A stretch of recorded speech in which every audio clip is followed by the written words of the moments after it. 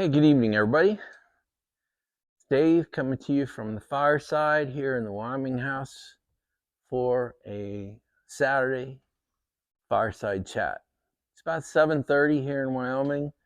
You know the story. Sasha and I went downtown, spent some time in the lounge, and two of her best friends showed up. This little tiny Aussie, Aussie mini doodle. Tiny little thing. She weighs about 8 pounds. Sophia is her name. And then Cooper, the big 90-pound golden retriever, Cooper. So he is like Sasha's boyfriend. But the three of them had a good time. And today we had perfect weather. We're kind of heading into the deep freeze tonight. It's 10 or 9 degrees now. It's going to get cold overnight.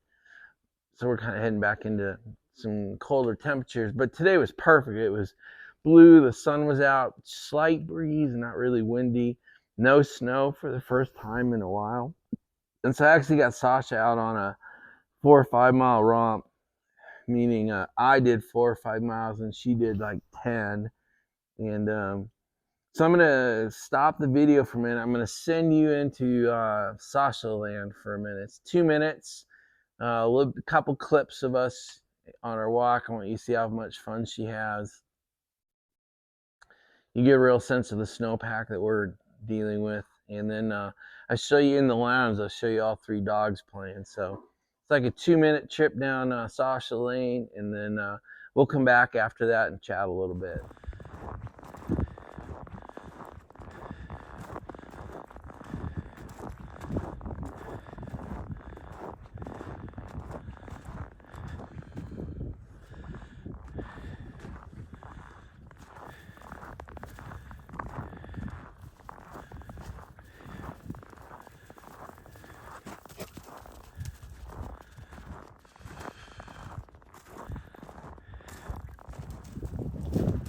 So I'm out walking Sasha, and you can see we've got about 5 feet of snow sitting here. Which is basically at my eye level. We've had about 7 feet fall since I've been here. But like I said before, it does compress. She is loving it out here, though. It's a happy dog.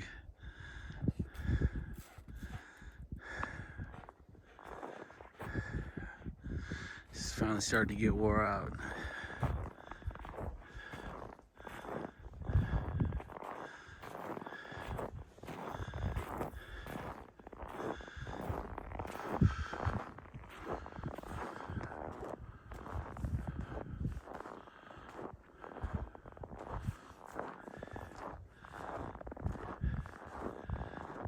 She's finally getting tired enough, she just lays in the snow. That's what success looks like. By a little bit. Well, I actually almost stopped on the way back from dinner. You have to play with Miss Stella. Miss Stella played all the time. Right. No more just flip on it. Let me show you how the big dogs play.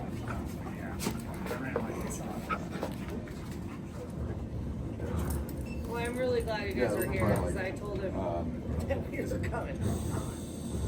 Is it Swan Valley over there?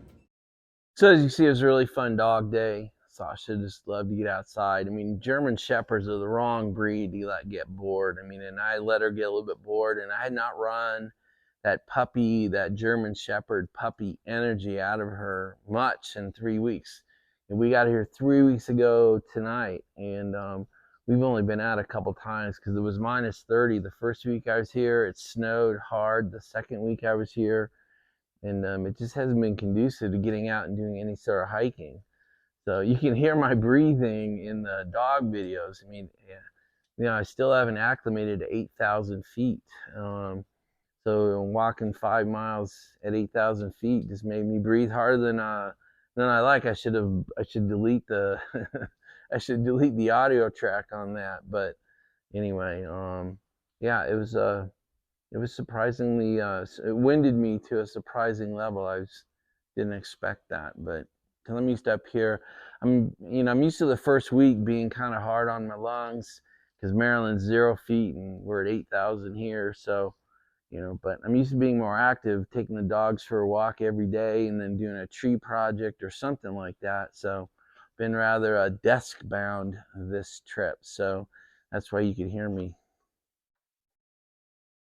All right, guys, we'll do a little more CEO talk tonight. So this video really is not standalone. You almost have to watch the 3 previous fireside chats to really get it, because what I want to do is continue on with the conversation now about, if you start your own business, kind of what are the guideposts? How do you start? And so I have 2 points if you're going to start a business. The first one we talked a little bit about yesterday, but I want to kind of augment what we were talking about. And if you're going to start a business, my recommendation was stay in your lane. And I just want to make sure that I want to explain why I said that out loud. I don't know if I explained it yet last night very well. When you try to sell something, your services or a product, I'm a service guy, so that's the world I come from. But when you try to sell someone a service, you have to be able to speak their language. They have to be able to understand you. We can't just push our our sales pitch on people. We have to talk to them about their situation, about their problems in their language, in their vocabulary. If they're trying to translate what you're saying to what they have in their world, they're going to move on to somebody else. So that's one of the biggest reasons I say stay in your lane, do what you've been doing, because your expertise will matter to them. They'll be able to understand it. Your experience will matter to them. Your products and results will matter to them, because you're talking to them from their perspective, that you understand their problems, you understand that you've been there before, that you've solved these problems before, and I can bring these solutions to your world. I can make your life simpler if you bring me into your world. And I'm saying that in their words, in their language, in their vocabulary. And I'm telling you, if you sell using their words and their perspective, it is a far more powerful sales approach than a features list. It just doesn't work. There's too many people out selling the features and benefits. That's what they call traditional sales. Is you sell the features and benefits of your service, or the features and benefits of your product, and that doesn't work very well. You have to be able to sell from the client's perspective and use their language. I mean, that's what we did at my company for those 25 years, and people were blown away at our sales success, how many proposals we won that we shouldn't have, because literally the words we typed into those giant government proposals were as if they had written it. And we got comments like that a lot. It's a very powerful sales tool to sell from their perspective. You want them to read it like, holy crap, I could have written this. It's like they're looking in my window. Right? You want that kind of experience on the client side when you're trying to get them to agree to bring you into their world and pay you for your time and services. The other thing is you have to understand the market you're selling into. What do people want? What do people need? What are people willing to spend money on?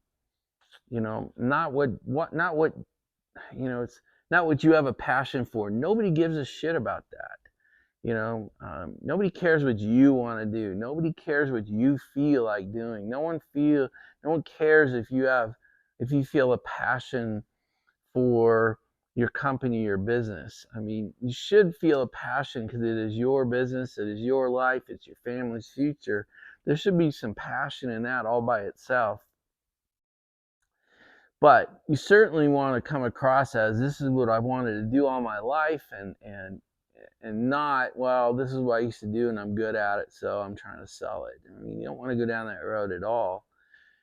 But you must understand, what does the market want you're trying to sell into, and where you live. If you're trying to create a company where you live, a couple nights ago we talked about, if you're trying to create a business where you live and not move for it, then you've got to understand the market within 30, 50 miles of your house, or you're not going to be very effective. So understand the market, understand what it wants, understand what people need, understand what people are willing to pay for, before you go hanging a big hope on your new company. Um, you know, if you're going to sell NASCAR services, you better live in North Carolina, right? If you're going to sell government services like I did, I lived in DC, right?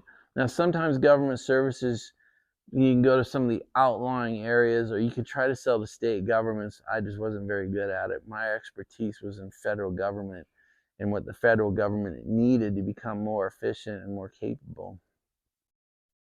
So I did it from DC. So there's lots of examples like that. So anyway, just be cognizant of what market you're trying to sell into and what people really need. What's the hole, and hopefully you can find a market that has a need or a hole or a desire that maps up to what your expertise and what you've done in the past can line up. And if not, you need to keep looking. Not great advice, I get it. Not what most people want to hear. I have a passion for this, I want to go do that. Well, if you've never done it before, you have a pretty shitty sales cycle you have to get through. If you have no pre-existing experience, most people are going to turn you away, or not even listen to you, or take a meeting, or read your materials, or want to hear your pitch.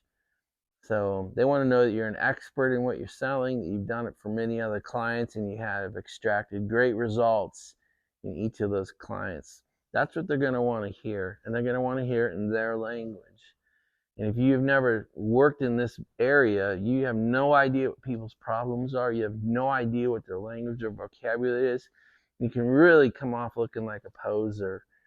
And a lot of companies have infant mortality. They die before they even get off the ground, because you're trying to do something that you really don't understand, and you certainly aren't able to sell yourself to a client. Anyway, I understand that is not popular advice. I kind of specialize in not popular advice, right? So anyway, that's enough CEO school. I just want to cover those two things. Why should you stay in your lane, and how you want to select your market and approach it. I think we're going to end our CEO session for tonight on that one.